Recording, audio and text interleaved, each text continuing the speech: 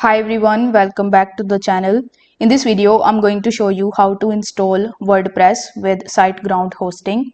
So in order to do it, you will have to first of all come on siteground.com, and then on the home page, simply click on the login option in the top right hand corner and provide your username or email address and password and log in into your account.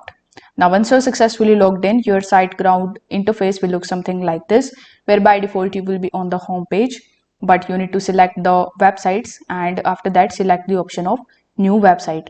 Then you will be landed on this add new website page, where you need to just select whether you want to add a new domain or you already have a domain, or if you have a temporary domain. So select the one as per your convenience.